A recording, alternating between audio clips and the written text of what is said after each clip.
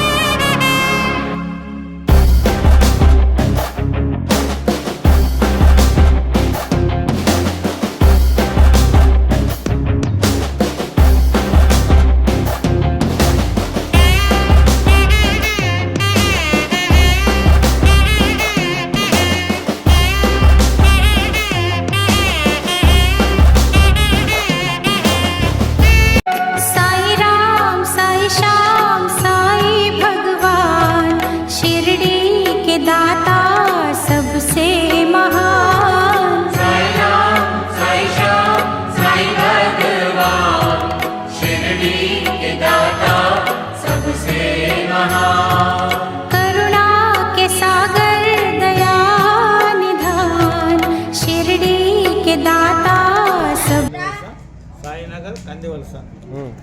ఇక్కడ 141 అడుగు ఆనంద సాయి స్తూపము, తరువాత బాబావారి గుడి, అలాగనే సామ్రాజ్య కాలనీ, అమ్ముల సాయి విద్యాపీఠ సామ్రాజ్య కాలనీ, 184 అడుగుల ఎత్తుగల విశ్వసాయి నిర్మాణంలో ఉంది.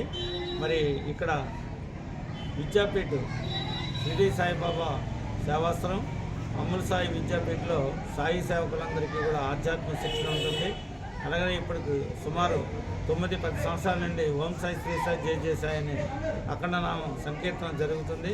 మరి ఇక్కడ వేలాది మంది భక్తులు వచ్చేసి ఈ ఆనంద సాయిని, బాబావారి విగ్రహాన్ని చూసి తరించి అందరూ కూడా భక్తులందరూ ఆనందంతో వెళ్తున్నారు. కాబట్టి ఇంకా ఉండవలసిన భక్తులందరూ ఎవరైనా సరే షిరిడి సాయిబాబా సేవాశ్రమం కందివలస ఆశ్రమాన్ని చూసి తరించి ఆనందింపజే కోరుతున్నాం. ఇట్లు షిరిడి సాయిబాబా సేవాశ్రమం, రిజిస్టర్డ్ ట్రస్ట్, కందివలస.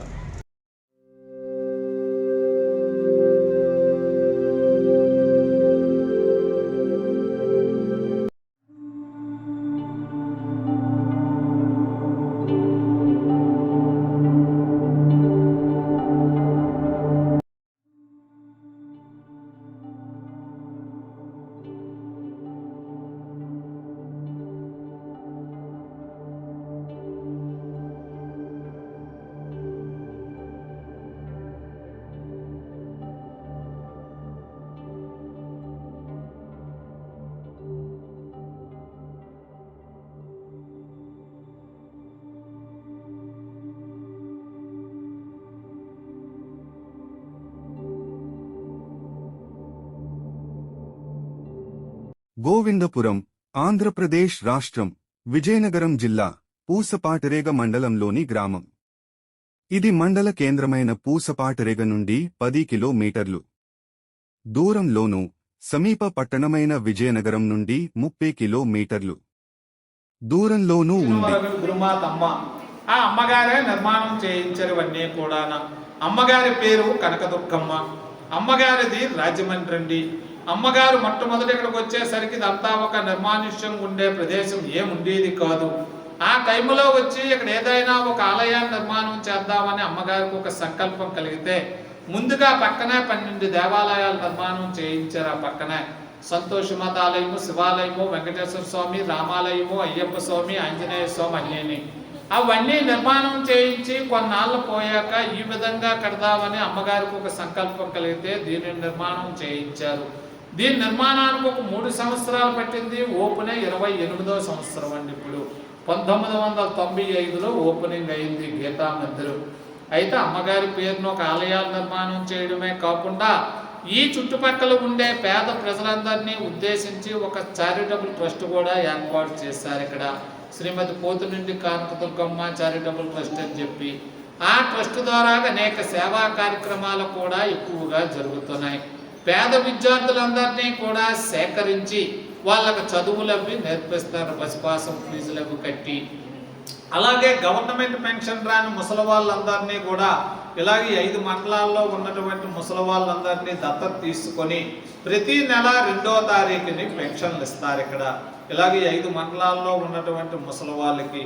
అలాగే హాస్పిటల్ పెట్టి కంటి ఆపరేషన్ కూడా ఉచితంగా జరిపిస్తారు. ఇక్కడ ఇన్ని సేవా కార్యక్రమాలతో పాటు ఇక్కడ నిత్యాన్నదానం కూడా ఏర్పాటు చేశారు. అమ్మ పక్కన ఉండేదే అన్నపూర్ణ క్షేత్రం అది.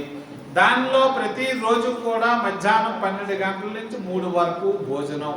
ఎంతమంది పేదలు భక్తులు వచ్చినా సరే ఉచితంగా అన్నప్రసాదం పెడతారు. ఇక్కడ 3 నుంచి సాయంత్రం వరకు పులిహోర ప్రసాదంగా ఇస్తారు. ఇక్కడ ఈ నిత్యాన్నదానంలో ఎవరైనా భక్తులు ఏదైనా అన్నదానాలకు కానీ సేవా కార్యక్రమాలకు కానీ ఏదైనా విరాళాలు ఇవ్వదలుచుకుంటే ఇక్కడ గోత్రనామాలతో రసీదు రాసి వాళ్ళకి గ్రంథాలు ఫోటోలు భగవద్గీత పుస్తకం అన్ని గిఫ్ట్గా ఇస్తారన్నమాట.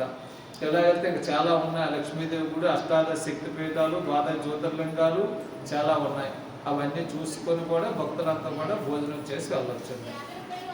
శిష్యుడిని ముఖ్యంగా అమ్మగారి పాదపద్మాలకు నమస్కారం చేసుకుంటూ ఈ ట్రస్ట్ ఏంటంటే ఇక్కడ ఉన్నటువంటి దగ్గర 30 గ్రామాలు ఉన్నాయండి.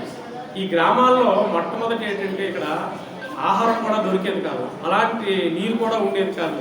అలాంటి ఇబ్బంది పరిస్థితుల్లో అమ్మ ఈ ప్రాంతానికి వచ్చి ఈ ఏరియాని అంతటినీ కూడా బాగు చేయాలని ఒక సదుద్దేశంతో, ఒక ట్రస్ట్ ఏదైనా నెలకొల్పాలనే ఉద్దేశంతో ఏం చేశారంటే ముఖ్యంగా అమ్మగారికి ఒకటండి, మానవ సేవయే మాధవ సేవ అన్నటువంటిది గొప్ప దృక్పథం ఉంది అమ్మగారికి.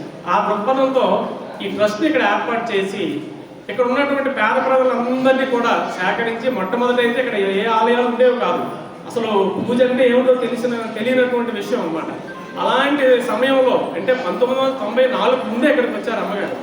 వచ్చి ఈ ఆలయాలు నిర్మాణం చేసి ఇక్కడ ఉన్నటువంటి ప్రజలందరిలో కూడా భక్తిని చైతన్యపరిచి అలాగే విధంగా ఒకరికొకరు సహకారం చేసుకోవాలన్న ఉద్దేశంతో ఈ ట్రస్ట్ని నెలకొల్పి వీళ్ళందరినీ కూడా మొబలైజ్ చేసి అందరినీ ఇక్కడ ఎడ్యుకేట్ చేయడానికి గురించి చెప్పి మొట్టమొదటి అయితే హోమియో క్యాంప్స్ ఎన్నో జరిపించాం, అలాగే జనరల్ హెల్త్ క్యాంప్స్ కూడా ఎన్నో జరిపించాం ఈ ట్రస్ట్ ద్వారా.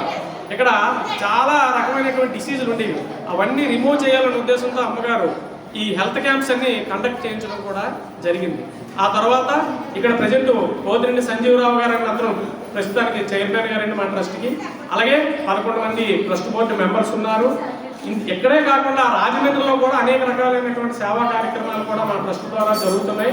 అక్కడ కూడా మహాలక్ష్మీదేవి గుడి, పాండురంగ ఆలయము, అదేవిధంగా ఇంకా అనేక ఆలయాలు ఉండి అక్కడ కూడా నిత్యం అన్నదానం జరుగుతూ ఉంటుందండి. అక్కడ కూడా వైద్యదానం, విద్యాదానం కూడా రాజమండ్రిలో కూడా ఏవి అప్పారావు రోడ్లో కూడా జరుగుతుంటుంది. అమ్మగారి తాలూకు ఉద్దేశం ఏంటంటే మనిషికి అంటే నరుడికి సేవ చేస్తే నారాయణుడికి సేవ చేసినట్టే అన్నటువంటి దృక్పథంతో అందరిలో కూడా శిష్యులందరూ ఎంతోమంది అమ్మగారికి దేశ విదేశాల్లో కానీ ఇతర రాష్ట్రాల్లో కానీ శిష్యులు ఉన్నారు. వాళ్ళందరూ కూడా చెప్పినటువంటి కాన్సెప్ట్ కూడా ఇదే, ప్రతి ఒక్కరు కూడా మానవ సేవ చేయండి, నరుల్లో నారాయణుని చూడండి, నీ పక్కనలో వాళ్ళు ప్రేమించండి, ఆ ప్రేమనే దైవంగా మనం భావించండి అన్నటువంటి దృక్పథంతో ప్రతి ఒక్కరిని కూడా ఎడ్యుకేట్ చేయడం అయితే అమ్మగారు చేయడం జరిగింది. అదేవిధంగా ఇప్పుడు మీ శిష్యులు అమ్మగారు అడుగుజాడల్లో మేము కూడా నడుస్తూ అమ్మగారు ఏ సిద్ధాంతం అయితే చెప్పారో అదే సిద్ధాంతాన్ని ఫాలో అవుతూ ఈ రోజు కూడా అన్నదానం కానీ, వైద్యదానం కానీ, విద్యాదానం కానీ మానవ సేవయే మాధవ సేవ అన్నటువంటి దృక్పథంతో మీరందరూ కూడా శిష్యులందరూ కూడా నడవడం జరుగుతుందండి. ఇది ఇక్కడ జరుగుతున్నటువంటి కార్యక్రమంలో విశేషంగా ప్రస్తుతం ప్రాధాన్యత.